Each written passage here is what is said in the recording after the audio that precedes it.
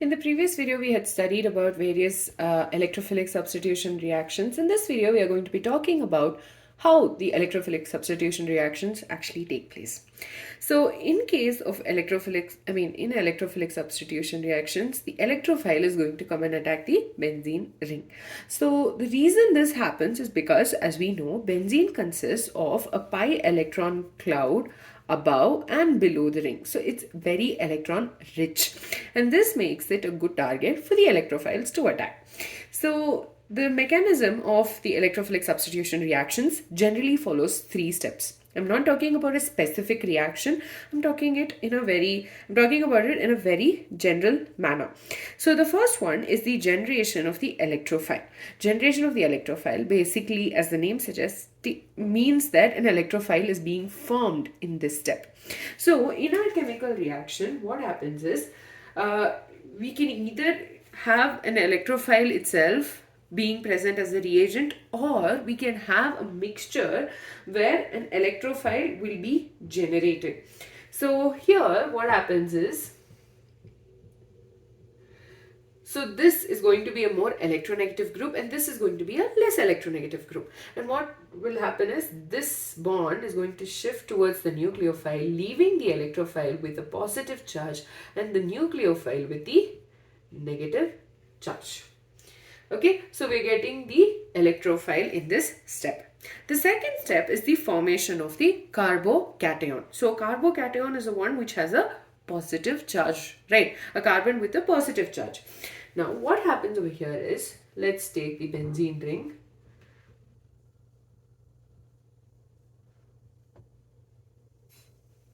And for this we have to draw the bonds.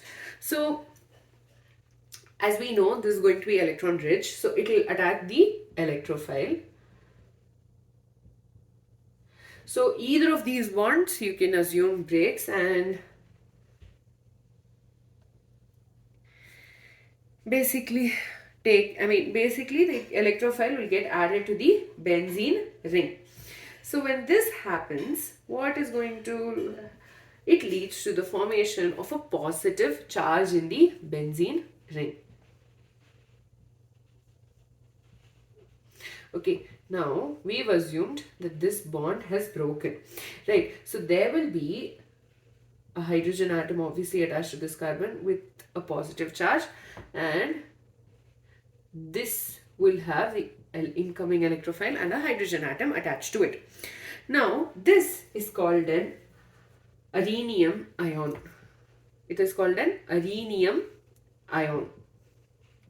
And rhenium ion is resonance stabilized. If you remember, you drew resonating structures in the previous chapter. We always move in case of a positive charge, we will move the bonds. We will not move the positive charge itself.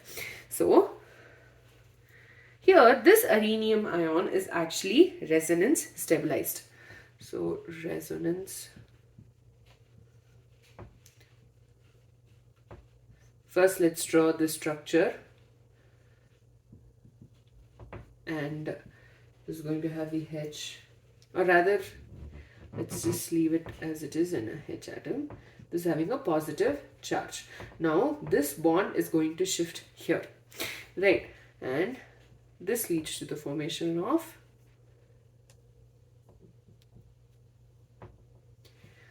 this resonating structure.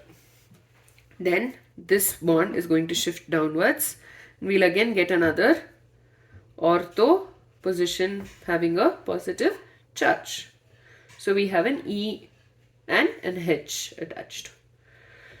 So the rhenium ion is resonance stabilized. But then again, you also have a nucleophile existing, right? So, but one more important thing before I forget, this carbon atom is actually sp3 hybridized. So because it is sp3 hybridized, it will not take part in delocalization. So you do not have the other structure where we shifted the bond to that carbon, and yeah. So it is sp3 hybridized, so it does not undergo delocalization. Right, now the next one is going to be the removal of the proton from the carbocation intermediate, and this is where the nucleophile, which was formed in the first step, is going to come in. So what it will do is, here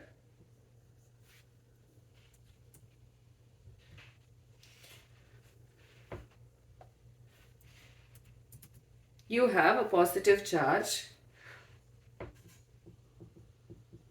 Let's take the first structure itself, and this is the structure, right? Now, what happens is the nucleophile is going to come and abstract the hydrogen atom, this hydrogen atom, right? And when it does that, this bond is going to get shifted back to the benzene ring. And we are going to get the electrophile substituted benzene ring. And this step is going to be the fast step, and this one actually is a slow step or the rate determining step. So this helps us determine the rate of the reaction. So first step, what happens is generation of the electrophile. An electrophile is being formed in this step, or either basically it will be formed by the mixture of reagents or a particular reagent that we add to the mixture that leads to the formation of the electrophile. The next step is the formation of the carbocation. In this step, we get a iridium ion, and it's a very slow step. So what is happening over here is one of the bonds is going to get used up for the electrophile to come and attach itself to the benzene ring. And when that happens, the carbon atom goes from an sp2 hybridized to an sp3 hybridized carbon. Not only that, this positive charge is going to get resonance stabilized. Also, I forgot to draw another structure over here. To compile all of this, we have and the reason we don't draw full structure is because this carbon atom is not going to get involved in the resonance. So this resonance stabilization has made sure the iridium ion is quite stable, but our benzene ring does not want to stay as an iridium ion. And so what happens is the nucleophile is going to come and attack the hydrogen atom. This bond is going to shift downwards, and you get back the benzene ring with an electrophile attached to it, or the incoming group attached to it.